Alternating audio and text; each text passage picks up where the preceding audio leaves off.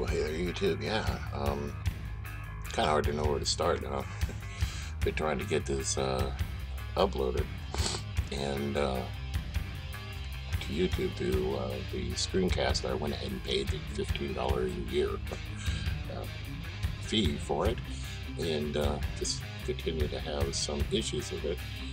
Um, when it comes to reporting, maybe I'm getting the IoT error. Over and over again. So sometimes it's hard. I can see the benefit of scripting, but I try not to do too much scripting. So here we go, folks. This is the reason why I'm up at, well, it's 4:30 now. I woke up at around 3 o'clock and decided to hit the sites and check my uploads. My uploads are still rendering okay because they're like actually it's about 5 gigabytes total in size. So, and I'm doing it directly through DSL, and I don't have the greatest upload capacity. So it takes several hours to do that many gigabytes at once, but it is footage that is going to be well worth your view. What we're looking at here is satellite of the storm that they built that I have footage of. Like I said, Iowa here is ground zero for weather modification for the eastern part of the United States, and I'm sure that they do modification so they can modify it further over here in the central part of the U.S. in the I-80 corridor through here, because there's important cities here that require management, and you can actually see that they're really lighting up the radars tonight, folks. Go over here to the bonus in the next rat here, even a lot showing up on the next rat. So they got these towers pumping, and because they know this storm will be a dumping. And I also want to give a shout out to let's see here, Suspicious Observers has been doing a very fine job of keeping up with some of the local weather modification agenda stories. So I encourage you to even go through the last week. He's had some good articles up there on that. So you can find him right here on YouTube. He also has his own website, Google Plus, Tweet, Facebook, you name it. Suspiciousobservers.org. You see that's a 0, not an O. But do find him out there. Perhaps I'll be kind enough to go ahead and leave him a link here. But he is a good guy there. And there's some other subscribers that I have up there. There's Ben, and I'll go ahead and let you take a look at some more that I have on this particular channel.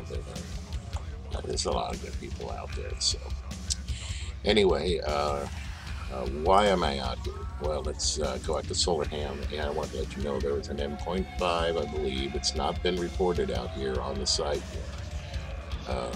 Well, wait a minute here. M3, I'm sorry, solar flare at 7:56 UTC, which was just a little bit ago. Okay, and I woke up right as this was happening. It was weird.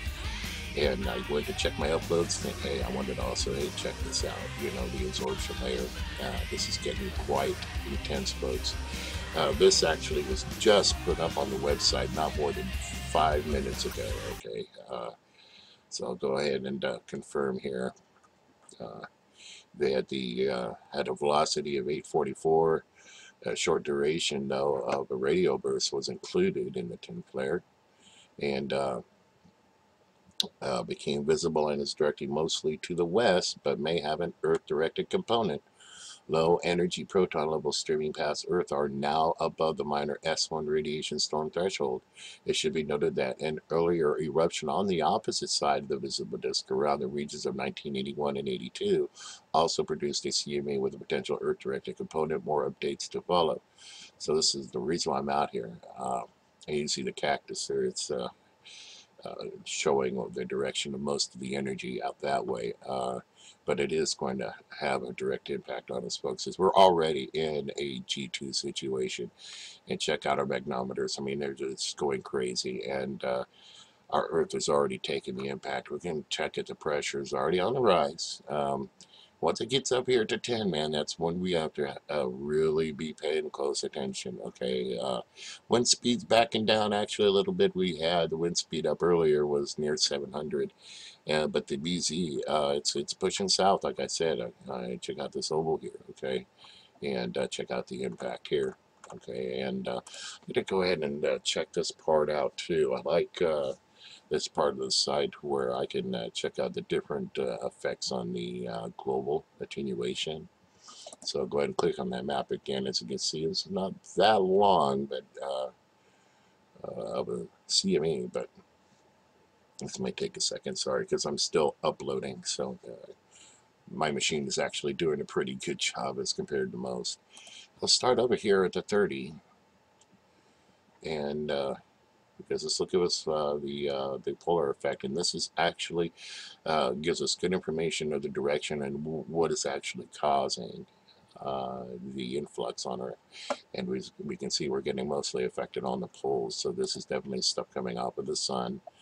And I'm going pole by poles, as you can see. So when these babies start lighting up, do you know that it's from the sun?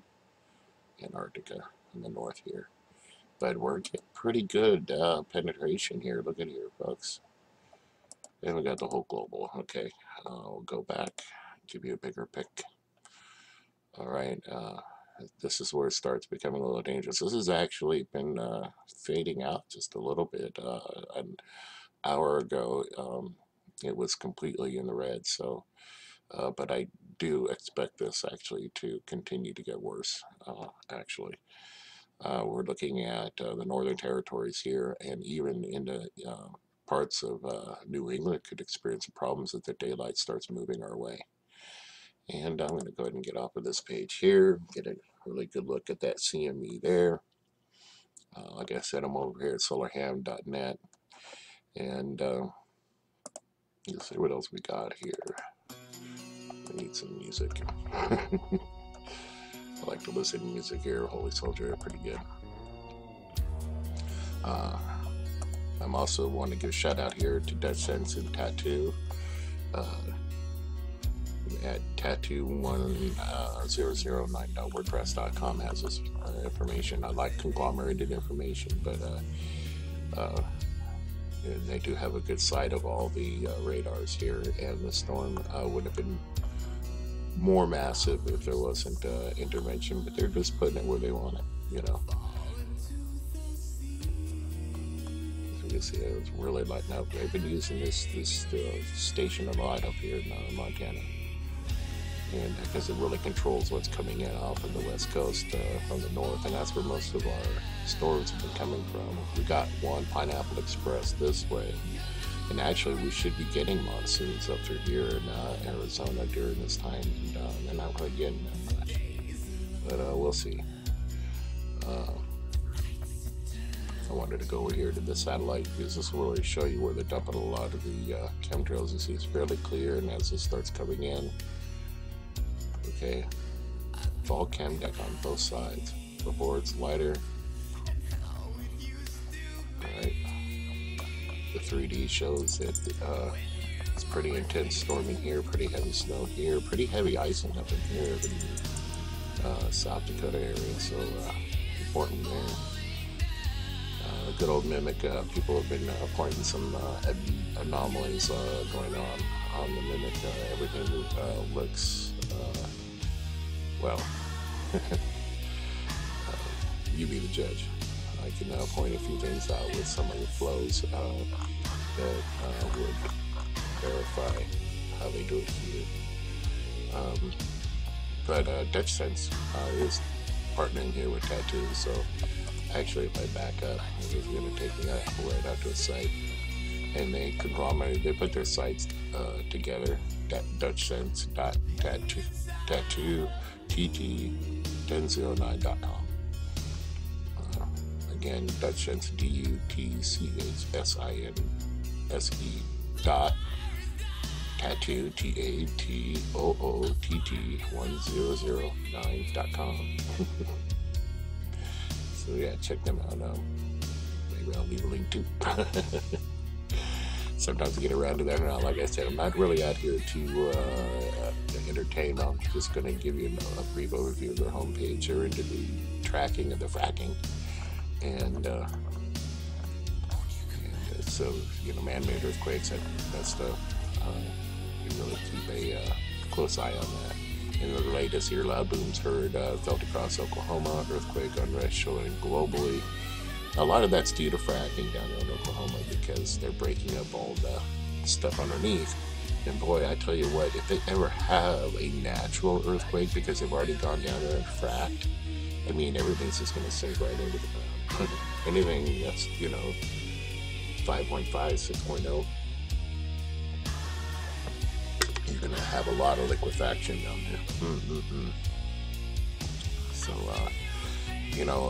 I wanted to bring to your attention too. He is a big supporter of, well, not supporter, but disclaimer or whistleblower on directed energy weapons. Okay, HAARP and other uses of directed energy weapons. Now, I wanted you to also go out and Google SBX-1, all right, and bring up the images on that bad boy, okay? And that's what's sitting out there in the Asia Pacific right now, controlling a lot of the energy that comes our way due to what's going on in the Fukushima. So they're kind of using it as a means of radiation management, I guess you could say.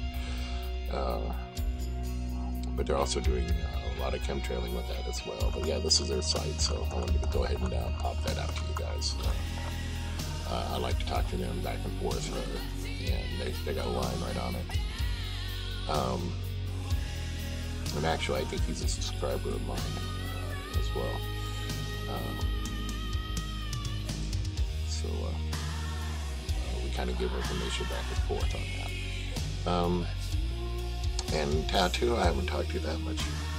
I tune into his stuff as well, but Dutch and I seem to be more on the geoengineering level of things, and have a good track on that. So,